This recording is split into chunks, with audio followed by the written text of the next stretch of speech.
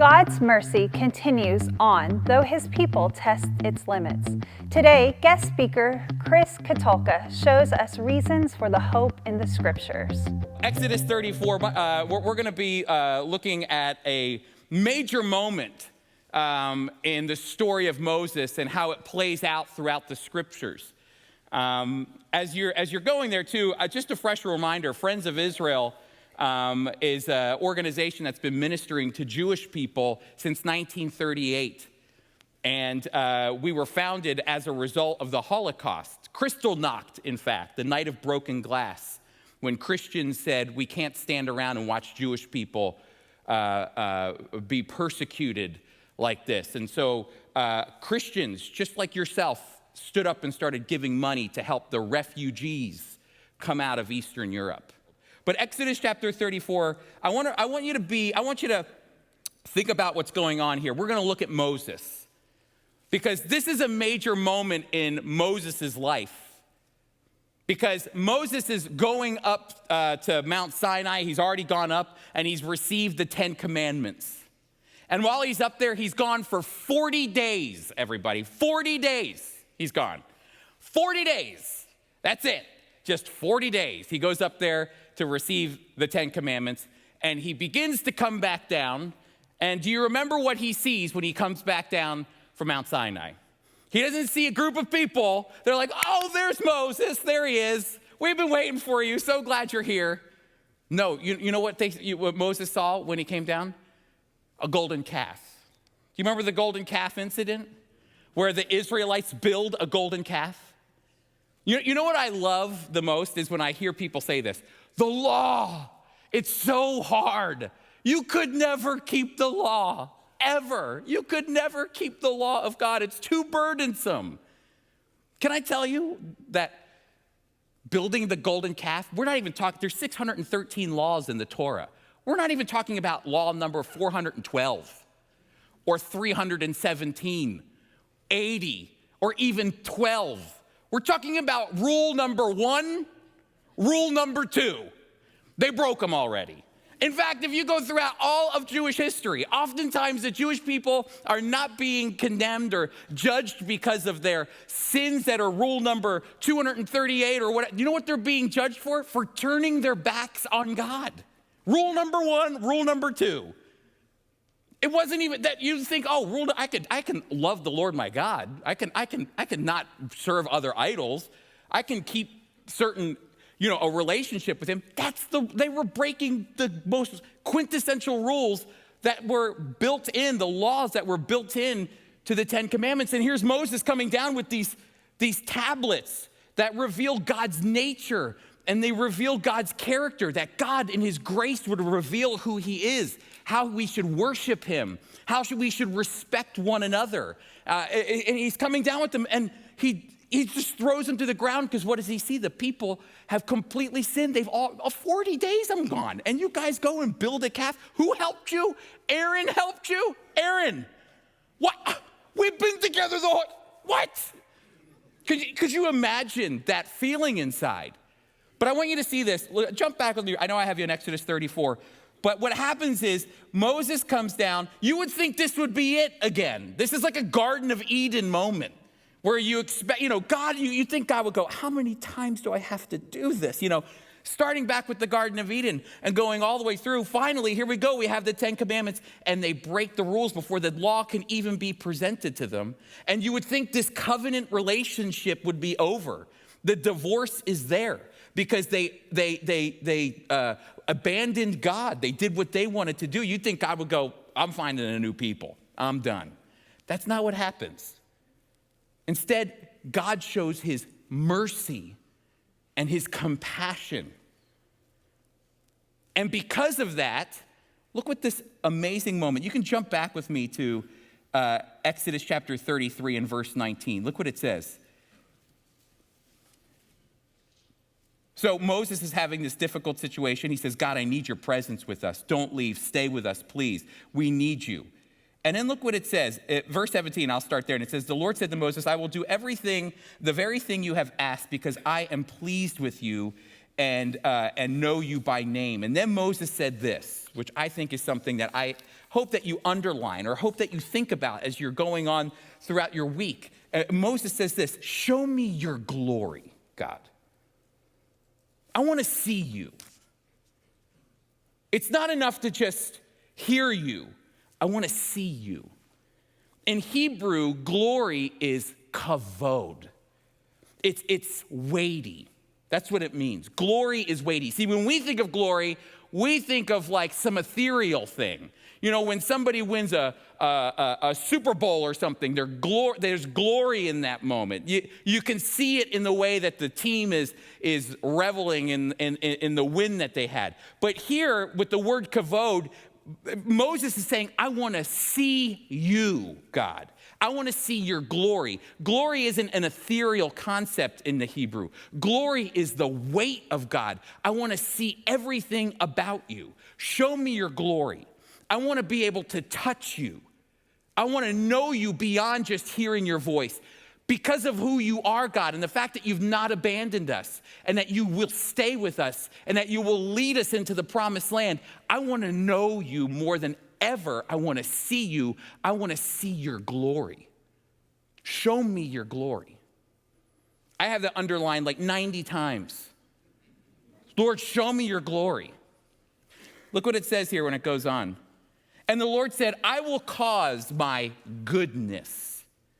That's everything that God is. We're going to talk about that in a moment. I will show you my goodness to pass in front of you, and I will proclaim my name, the Lord, in your presence, Yahweh in your presence.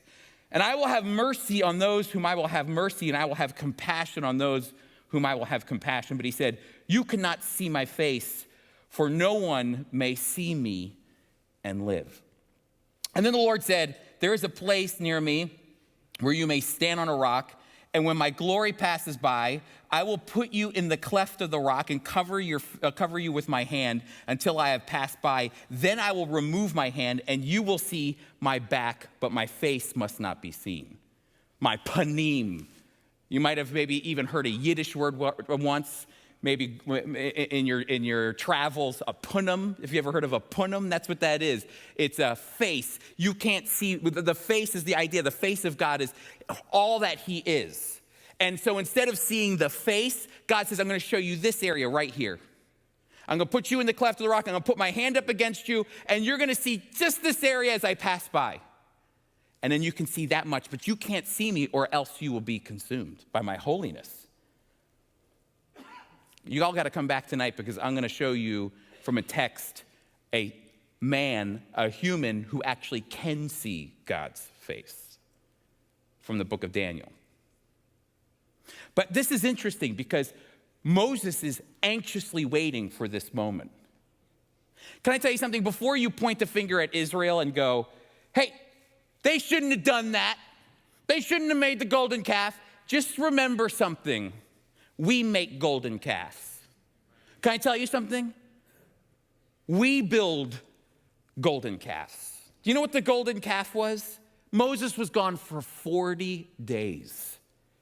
You would think that was 40 years, 400 years, 40 days. And they exchanged the truth of God for a lie. Do you know who has the ability to exchange the truth of God for a lie? I do. I can do that. I can build my golden calf. Listen to what Romans chapter 1 says, just so that we can all be on the same page, that God's love for us is not just a love for Israel in the Old Testament, it's a love for everybody, because his love is not for perfect people. His love is actually for stiff-necked, hard-hearted people, and we're all that. All of us have stubbornness. I have an 11-year-old daughter. I'm learning what stubbornness is all about right now, okay? From a whole new perspective.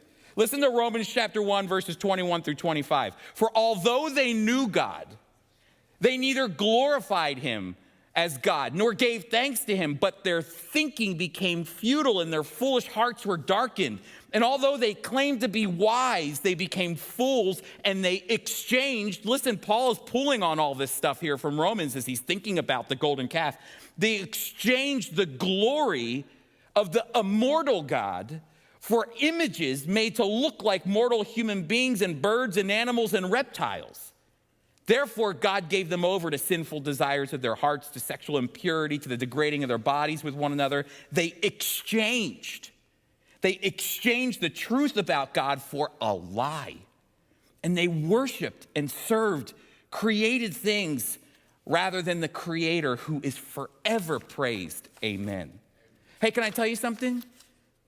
We build golden calves. And it's not about the golden calf. It's about us exchanging the truth about God for a lie. We lie to ourselves. We look at, instead of God, we look at our bank accounts. Oh, at least there's security in there. We instead of looking to God, we look at the newspaper. And we exchange the truth of God for a lie. We build our golden calf. So this is a message not just for Israel. This is a message for us. Show me your glory, God. Don't let me exchange what you're going to show me for a lie. Always keep me focused on who you are. So God positions Moses just perfectly. Watch what happens here. The Lord said to Moses, chapter 34, verse 1, chisel out 2 stone tablets like the first ones, and I'll write them on the words that were on the first tablets which you broke. Can I tell you something? Don't ever let somebody tell you there's no grace in the Old Testament. That's grace. God could have said, I'm done. Y'all are crazy. I'm done. Instead, what did he say? Get tablets again. Let's do it again.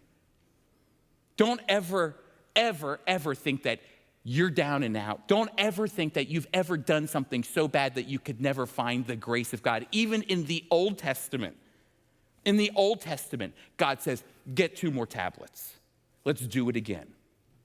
That's for us, people. Because, when Jesus comes, you know what he is? He's grace upon grace. If you think that's grace, Jesus is grace upon grace, John says. But look what it says here as it goes on. I love this. Be ready in the morning and then come up to Mount Sinai. Present yourself to me there on top of the mountain. No one is to come with you or be seen anywhere on the mountain. Not even the flocks or the herds may graze in front of the mountain. So Moses chiseled out the 2 tablets like the first ones and went up to Mount Sinai early in the morning as the Lord had commanded him. And he carried the 2 stone tablets in his hands. And then the Lord came down in a cloud. That's his glory coming down. His physical presence is coming down. And he sees him, but he's going to really reveal this part of him in a moment. And look what it says. Came down, he stood there with him and proclaimed his name, Yahweh. And he passed in front of Moses proclaiming, Yahweh, Yahweh, the Lord, compassionate and gracious, slow to anger, abounding in love and faithfulness, maintaining love to thousands, forgiving wickedness, rebellion, and sin, yet does not leave the guilty unpunished. We talk about knowing God a lot. But do you know God? Lord, I want to know you more. I want to know you. That's a very daunting thing. Sometimes, knowing God, knowing the Creator, the one who spoke all things into existence. I want to know you. Here it is right here. Can I read it again? You want to know who God is? Listen, right here. The Lord, Yahweh, Yahweh, compassionate. You know what that means? He cares about you. He cares about you. That's right, the same people that disobeyed him after 40 days, broke rule number 1, number 2, is compassionate. He thinks about you. He's gracious. They're actually coupled words together, which is amazing. 2 Hebrew words coupled together that rhyme. Ranom and Chanom, all together, to be compassionate and to be gracious. And it's the kind of grace that isn't reciprocal grace. It's his one-way grace to you. Slow to anger. People, I need that more than ever in my life. God is slow to anger. He's patient. Look what else it says. If you want to know God, this is God. God, I want to know you. Okay, I'm going to tell you who I am right now. I'm patient with you. I'm abounding in Hesed, Hebrew, Hesed love, covenantal love. You can't get rid of me. That's what God's saying. I am Rav Chesed. That's what it means. Many grace, if you wanted to be literal. I have so much grace. It's covenantal grace. You can't break this relationship that we have. I am married to you in a way that cannot be undone. Abounding in love and faithfulness. Maintaining love to thousands. Forgiving, listen to this, wickedness, rebellion, and sin. Maybe your text says something like iniquity, trespass, and sin. Do you know what God did there? We can overlook this, but there are 3 different types of sins in the Bible. There's a trespass, which is rebellion. You know, we have a phrase that we use in America called treason. And you can be killed for treason. That trespass is treason. That's what that is. It's treason. It's rebellion against God when you shake your fist up at him like this. And you say, no, I'm not doing that. Rebellion, I forgive you for that. Sin, to be wrong, to do the wrong thing. And then iniquity is the guilt associated with it. You know, when you finally, the jury looks at you and says, guilty. Okay, guilty. Well, then what comes after you're guilty? Now, all of a sudden, the judge has to look at you and sentence you for your guilt. It's the sentencing process. So you rebel against God, you do the wrong thing, and then the guilt associated with it. And look what God says, I forgive you of all of it. He could have said, I'll forgive you for the sin, but not the rebellion. Or I'll forgive you for the rebellion, but not the guilt. Nope, I'm wiping the whole thing clean. I'm a forgiving God. He has to be. He just forgave the people for breaking rule number 1 and number 2. But I forgive you. They broke all 3 of those laws. They broke all of them. In breaking the first 2, they broke all of them. And then you know what he says? I forgive you for every aspect of sin that's there. And then look what he says as he goes on. Yet he does not leave the guilty unpunished. You know why he says that? Because sometimes I think we can oftentimes mistake grace and mercy and kindness and compassion and forgiveness for weakness. It's not weak. God's not weak.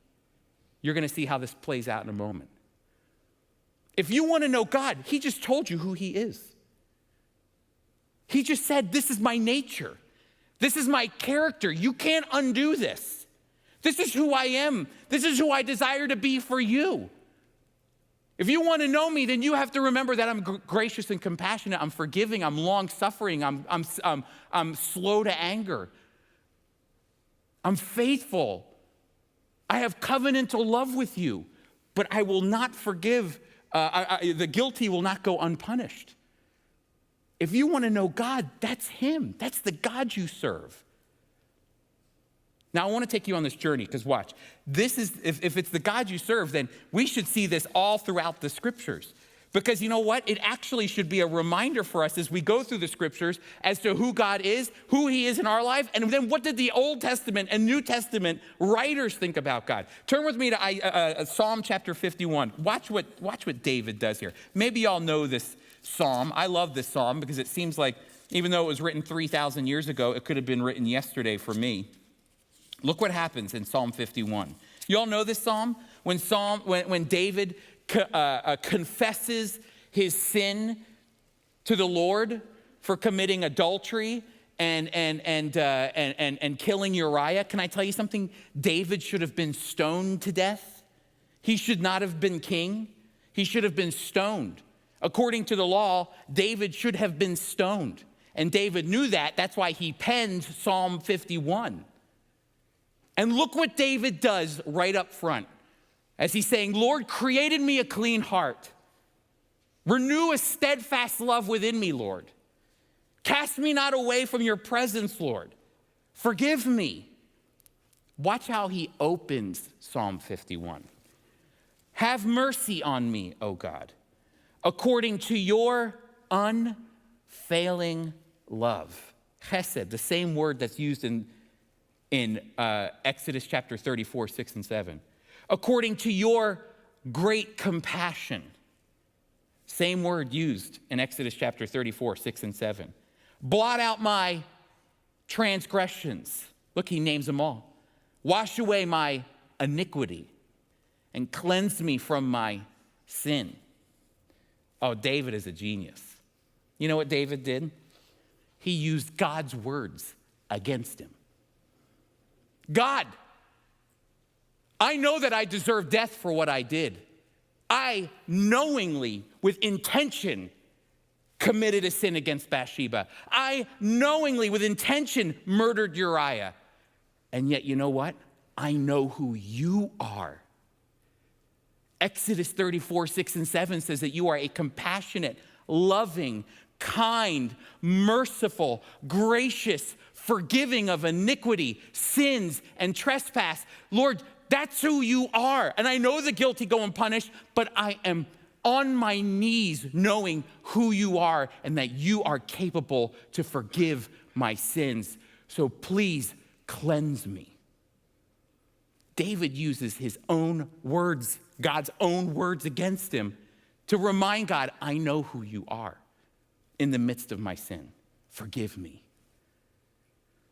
Folks, I don't know, right now when you're thinking about who God is, maybe there's something going through your head like, Lord, I thought I could never be forgiven for this. I didn't think what I did was so bad. Lord, I'm stuck in this cycle of sin. I'm dealing with this issue. Lord, please, you know what? You can cry out the same way David cried out because, David knew who Yahweh was. Do you know who Yahweh is? Yahweh doesn't want to be angry with you. He's slow to anger. Yahweh doesn't cast you aside because he's compassionate. He loves you. He wants you to come to him. That's exactly what David knew about the character and nature of God. Why? Because David read his Bible. It changed him. And he found forgiveness because he knew who God was.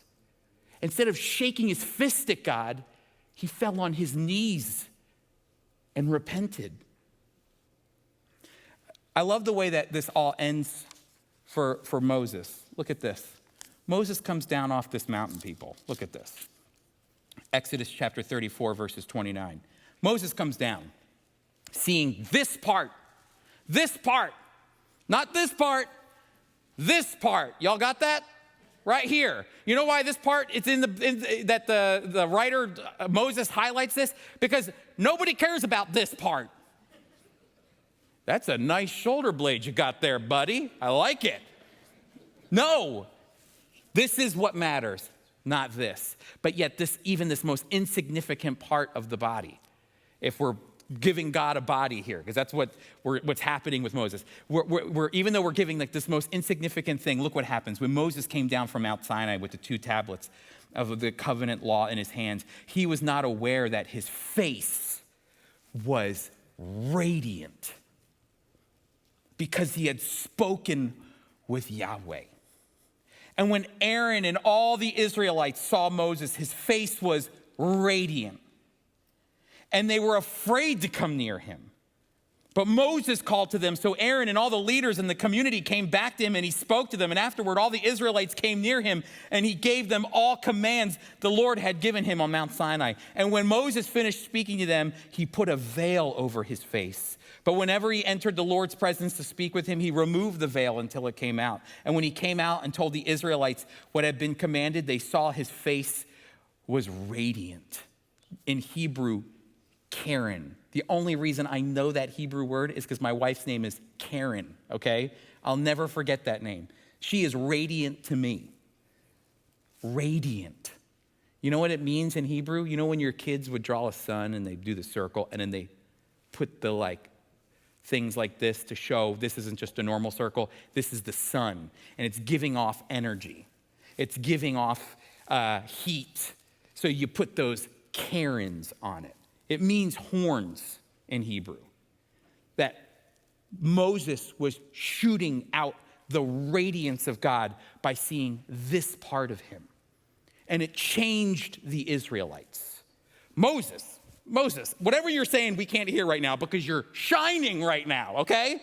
That is an intense tanning bed on top of Mount Sinai. No, he comes down changed. Can I tell you what you have that those Israelites didn't have? You have the Holy Spirit of God dwelling in you. Not on the outside looking in. You have more than what Moses experienced in you. The presence of God in you. And you know what it demands of us? To be like him. Compassionate, gracious, forgiving of all the different types of sins, not just the ones you want to choose. Merciful, kind, loving, faithful. Be like me. Be holy as I am holy. I want to know your glory. I want to see your glory. Here it is. And it's more than just seeing me, it's knowing who I am so that you can be like me. Do you ever wonder why Paul picks up on this when he talks about the fruits of the Spirit? Do you ever read the fruits of the Spirit? What is the Spirit in us changing us into? Listen, but the fruit of the Spirit, Galatians 5:22 and 23, the fruit of the Spirit is love. Well, we just learned that God is love, loyal love, hesed love, joy, peace, forbearance. You know what forbearance is? Slow to anger, patient, kind, goodness, kindness and goodness. Remember, God says, I'll show you my goodness. Remember that in Exodus 33? Yeah, I'll show you. I'm going to put my hand over your face and my goodness will pass before you. When he talks about goodness, he's talking about all of his character and nature, that kindness and goodness and faithfulness and gentleness and self-control. Against these things, there's no reason for a law. If you can keep all these, you're keeping the law. You're loving me and you're loving others. He was changed. Moses was changed by just seeing this. And folks, can I tell you something? We have the Spirit of God in us. It changes us. Thanks for joining us today, and we hope this message made a difference for you. If you'd like more information about today's message or Lewis Memorial Baptist Church, feel free to contact us. We would love to hear how this ministry is helping you in your daily walk.